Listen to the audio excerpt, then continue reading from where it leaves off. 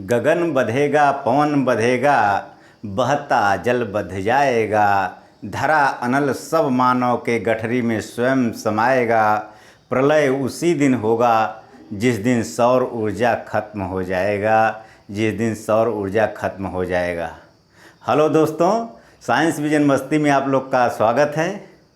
जैसा कि पिछले वीडियो डाइजेस्टिव सिस्टम का पार्ट 2 में हम लोग दांत के प्रकार और उसके कार्य इत्यादि के बारे में देखे थे। आज हम लोग दांत के संरचना के बारे में, स्ट्रक्चर के बारे में देखेंगे कि इसकी संरचना क्या है। आइए देखते हैं दांत की संरचना, स्ट्रक्चर ऑफ टीथ। देखिए, दांत की जो हमारा दांत है इसमें मुख्य रूप से 3 पार्ट होते हैं।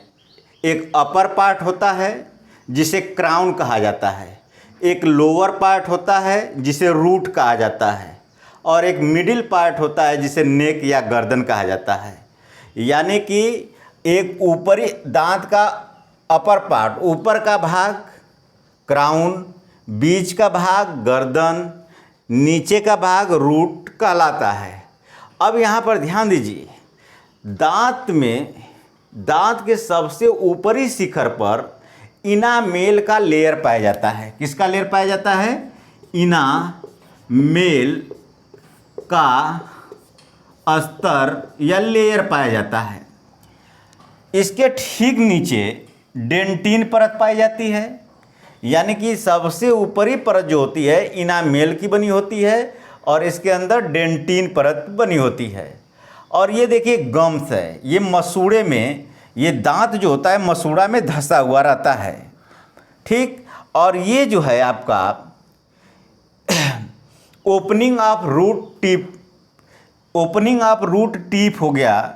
यानी कि रूट की जो ये ओपनिंग होती है यहीं से होती है। ब्लड वेसल्स, रुधिर वाहिनियाँ जो होती हैं इसी में खुलती हैं और इसी के माध्यम से ब्लड के द्वारा जो है पोषक तत्व जो है इस डेंटिन परत में जाता रहता है, जिससे दांतों को हमारे पोषण मिलता रहता है। यानी इस ओपनिंग से, ओपनिंग टिप के माध्यम से ब्लड वेसल से होते हुए ब्लड इस डेंटिन परत में जाता है, जिससे दांत को पोषण मिलता है, दांत को सभी पोषक तत्व मिलते हैं।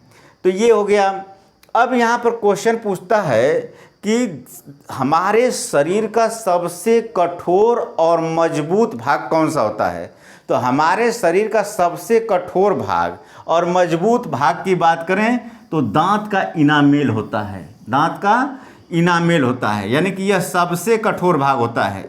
सबसे कठोर भाग, शरीर का सबसे कठोर भाग दांतों का इनामेल, सबसे मजबूत भाग दांतों का इनामेल।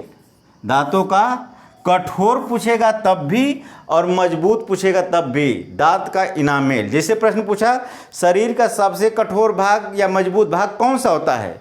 दांतों का इनामेल होता है। यह इनामेल जो है सफ़ेद रंग का होता है। यह दांतों को एक प्रोटेक्शन देता है, सुरक्षात्मक आवरण प्रदान करता है, सुरक्षा का काम करता है। ये इनामेल बना किसका होता है? यह इनामेल जो है कैल्शियम फास्फेट का बना होता है, कैल्शियम कार्बोनेट का बना होता है। यह भी क्वेश्चन पूछता है किसका किसका बना होता है? कैल्शियम फास्फेट और कैल्शियम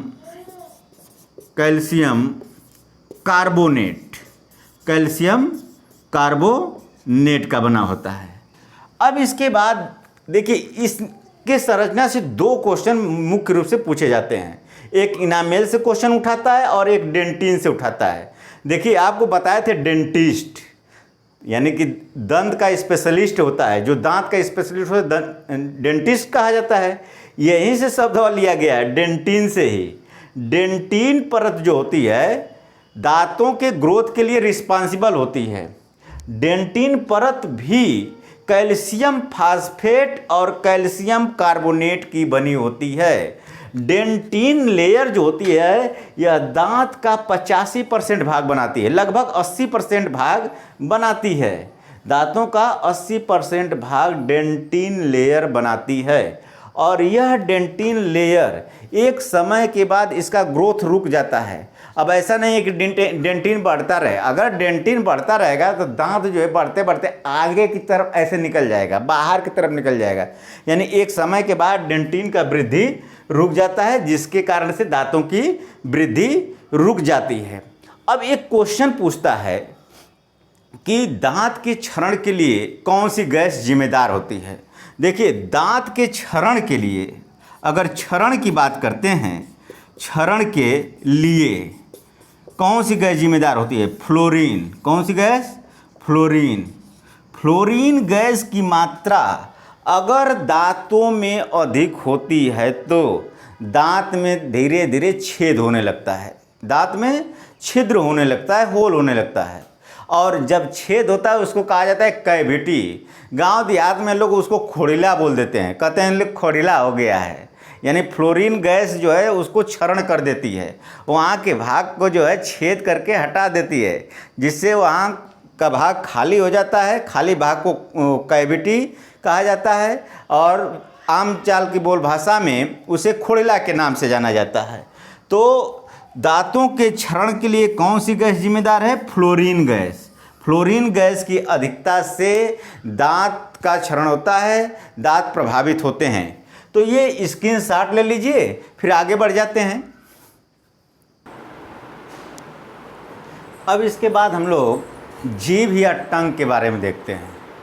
तो दांत को हमने देखा कि दांत जो है भोज्य पदार्थ को काटने, चीरने, फाड़ने, चबाने का काम करता है। अब जीभ को पाचन तंत्र का सहायक अंग क्यों कहा जाता है? तो आइए पहले देखते हैं जीभ के बारे में। जीभ यानी टंग, इसको जिह्वा भी कहा जाता है, इसको जिह्वा के नाम से भी जाना जाता है।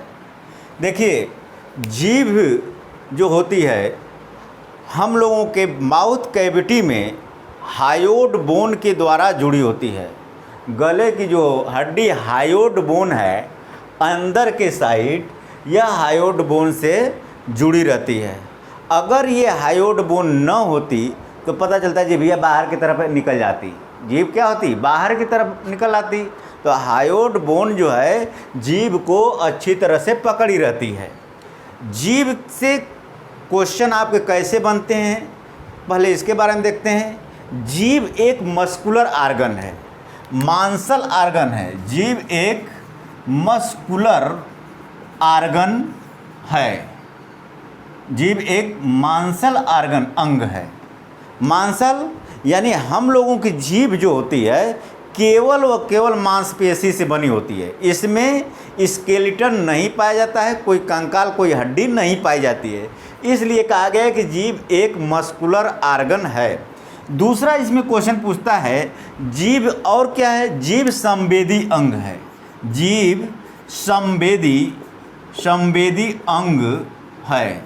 संवेदी अंग का मतलब sensory organ. Tongue is a sensory organ. जीभ को संवेदी अंग कहा जाता है। अब संवेदी अंग क्यों कहा जाता है? देखिए, जीभ जो है हम लोगों की टेस्ट, स्वाद का बोध कराती है। स्वाद, कोई भोज्य पदार्थ का स्वाद कैसा है इसका सेंस लेकर के हम लोगों के ब्रेन तक पहुंचाती है, और ब्रेन ही बताता है कि आपका स्वाद, भोज्य पदार्थ का स्वाद कैसा है। तो स्वाद का ज्ञान करा देती है। तो जीभ एक ज्ञानेंद्रिय भी हुई, जीभ संवेदी अंग भी हुई। तो सेंसरी आर्गन जीभ हो गई, मस्कुलर आर्गन जीभ हो गई, हायोड अस्थि से जीभ जुड़ी रहती है। प्रतियोगी परीक्षाओं में इससे पूछता है कि जीभ के किस भाग में कौन सी स्वाद कलिकाएँ, किस प्रकार की स्वाद कलिकाएँ होती हैं जो स्वाद का बोध कराती हैं, जैसे मीठे का बोध, खट्टे का बोध, कड़वे का बोध। तो देखिए जीभ के ऊपर, ये जीभ है, इसके ठीक ऊपर, जीभ के ऊपर स्वाद कलिका पाई जाती है। क्या पाई जाती है? स्वाद कलिका, जिसे टेस्ट बड्स कहा जाता है। और इस टेस्ट बड को पैपिली भी कहा जाता है। और यही टेस्ट बड स्वाद का बोध कराती हैं। अब यहाँ पर ध्यान दीजिए, जीभ के लिए मुख्य रूप से 4 पार्ट, जैसे ये जीभ का ये अग्रभाग हो गया, आगे का एंटीरियर पार्ट ऑफ टंग, आगे का भाग, जिसे शॉर्ट में कहा जाता है अग्रभाग, एंटीरियर पार्ट ऑफ टंग, अग्रभाग। और जीभिया के ठीक पीछे पोस्टीरियर पार्ट ऑफ टंग या जीभ का पश्च भाग, जीभ का बैक पार्ट। और ये जीभिया के जो किनारे हैं इसको पार्श्व या लेटरल पार्ट कहा जाता है। जीभ का ये पार्श्व भाग है और ये जीभ का मध्य भाग है, मिडिल पार्ट है। तो यहाँ पर ध्यान दीजिए, ये जीभ का पार्श्व भाग हो गया लेटरल पार्ट, ये जीभ का पार्श्व भाग हो गया, ये अग्र भाग और ये पश्च भाग। इन्हीं से क्वेश्चन उठाता है, जीभ के किस भाग में मीठे का बोध कराने वाली टेस्ट बड पाई जाती हैं, स्वाद कलिकाएँ पाई जाती हैं। तो हमेशा ध्यान दीजिए, जीभ के अग्रभाग में मीठे यानी स्वीट का बोध कराने वाली स्वाद कलिकाएँ पाई जाती हैं, यानी मीठे का। अब यहाँ पर ध्यान दीजिए, आगे हो गया, अब पिछला देख लेते हैं। जीभ के पश्च भाग में कड़वा या तीखा का बोध कराने वाली टेस्ट बड या स्वाद कलिकाएँ पाई जाती है। यानी यहाँ पर जीभ के पश्च भाग में कड़वा या जिसे बीटर कहा जाता है, बीटर या तीखा। तो 2 क्वेश्चन आपका यहाँ तैयार। जीभिया के पाछे पश्च भाग में बैक पार्ट या पोस्टीरियर पार्ट में कड़वा का बोध कराने वाली या तीखा का बोध कराने वाली, जीभ के आगे मीठा या स्वीट का बोध कराने वाली। अब दोनों जो जीभ का किनारा है, पार्श्व भाग है, इसमें कौन सी टेस्ट बड पाई जाती हैं? देखिए, इसमें जो टेस्ट बड पाई जाती हैं वह शोर या खट्टे या शोर का बोध कराने वाली स्वाद कलिकाएँ पाई जाती है।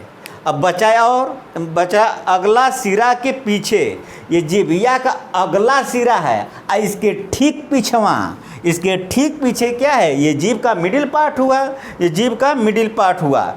ठीक है, तो जीभ अगला सिरा के पीछे यहाँ नमकीन या साल्ट का बोध कराने वाली स्वाद कलिकाएँ पाई जाती हैं। नमकीन या इसी को बोलते हैं साल्ट। तो 4 क्वेश्चन बहुत इंपॉर्टेंट बनता है। जीभ के पश्च भाग में कड़वा का बोध कराने वाली स्वाद कलिकाएँ पाई जाती हैं। जीभ के अग्र भाग में मीठे का बोध कराने वाली स्वाद कलिकाएँ पाई जाती हैं। जीभ के पार्श्व भाग या लेटरल पार्ट में खट्टे का बोध कराने वाली स्वाद कलिकाएँ पाई जाती हैं। जीभ के अगला सिरा के पीछे या मिडिल पार्ट में नमकीन का बोध कराने वाली स्वाद कलिकाएँ पाई जाती हैं। जीभ जो है यह बोलने के साथ साथ बोलने में मदद करती है, साथ ही साथ ये भोज्य पदार्थ को निगलने में मदद करती है।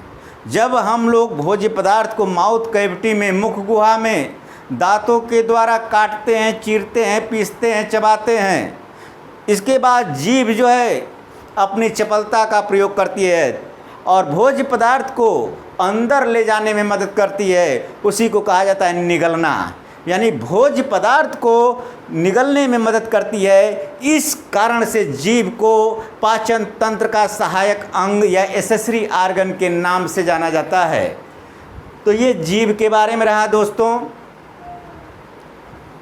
अब नेक्स्ट वीडियो में हम लोग लीवर के बारे में देखेंगे कि लीवर को जो है पाचन तंत्र का सहायक अंग क्यों कहा जाता है। ठीक है, तो इतना रहने देते हैं। जय हिंद दोस्तों।